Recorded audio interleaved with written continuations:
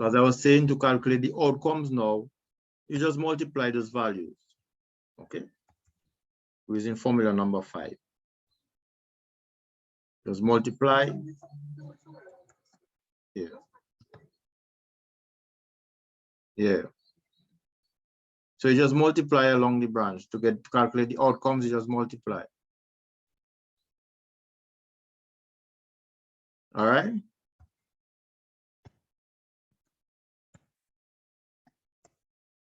.03.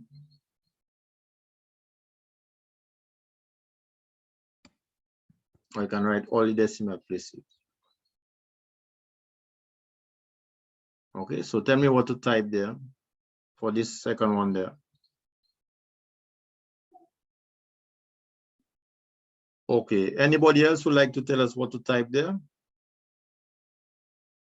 We just multiply along the branch.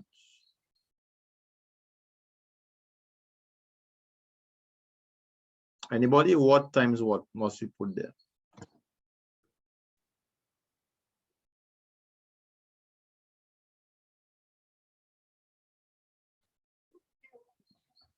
.26 times 0.89. So you just simply multiply along the branch. Yes.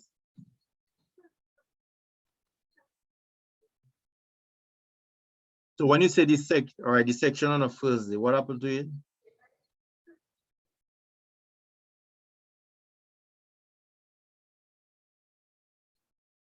I mean, how I get the answers.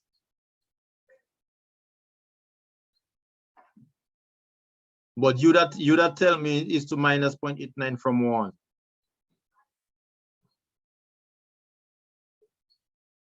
But also you should have your pencil, your pen and your paper, and you can write it down on your diagram. Because if I write it there now, it's going to have a lot of information. It can look confusing for the rest of the students. So in your diagram, in your own personal notes, you can write there a 1 minus 0.89 for your information. Because remember, this is not a one-on-one, you know. There's a one on the group. So I'm just using your query to review number 12, but I'm speaking for the group also. Okay, so I'm not going to write 1 minus 0.89 because there'll be too much information here and it might look confusing at the end. So you know this is 1 minus 0.89. So write it down on your personal notes. They call that note taking. So that's why I'm telling you, every time student you'll come in the class, come with your paper, your pencil, just like as if you're in a real classroom, and to write down your personal note. Right, okay. So this is good. Okay, so that is you multiply.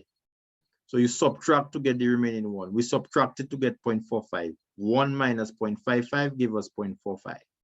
Okay. And the thing is that now you can replay the video so that you can actually remember how we found the 0.11 and how we found the 0.45. Okay, so you can, that's the advantage of doing this that way. You know, you can actually replay the recordings. Chalk and board, you don't have recordings to replay. It's based on what you wrote down on the board. After the class finished, the lecturer have to erase the board. So it's based on what you wrote down. But now you have the privilege of the recordings. You can replay it. Okay. And but at the same time, you have your notes writing down. So you have double information. That is the advantage again I'm recognizing from this approach. You have even more information. You have your personal notes, plus you have the recordings.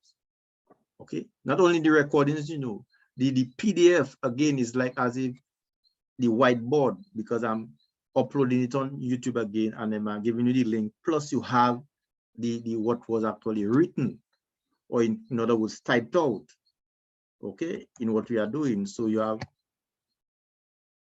I think you are privileged over the chalk and board. Okay. Exactly. They call that study technique.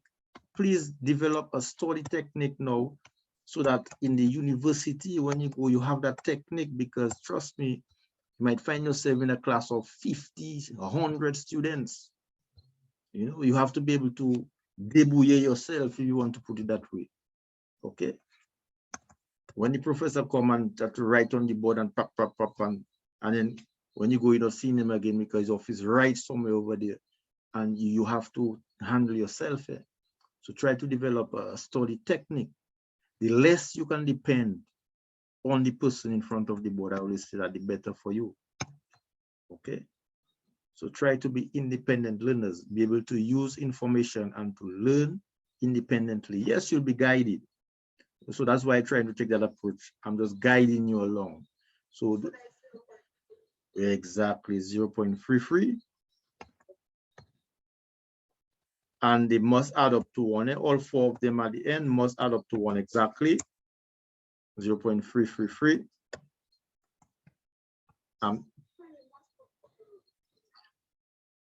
Not necessarily. 2 decimal places suffice.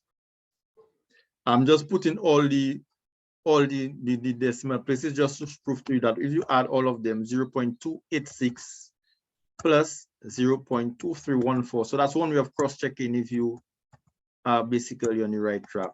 They must add up to exactly 1. I have 0.926. Did I miss something? 0.0286, 0.2314, 0.333. So supposed to get 1 exactly. 0.26 times 0.89. 0.2314, 0.74 times 0.45. 0. Oh, can somebody please detect my mistake there? I made an error there. You see, because when I add all 4 of them, you're not adding up.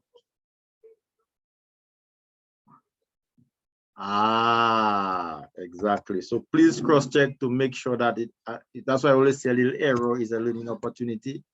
Cross-check to see if they add up to 1. If not, something is wrong somewhere.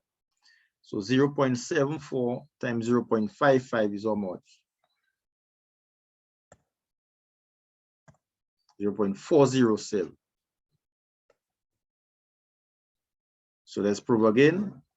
0.0286 plus 0.2314 plus 0.407 plus 0.333, 1 exactly. Okay. So yes.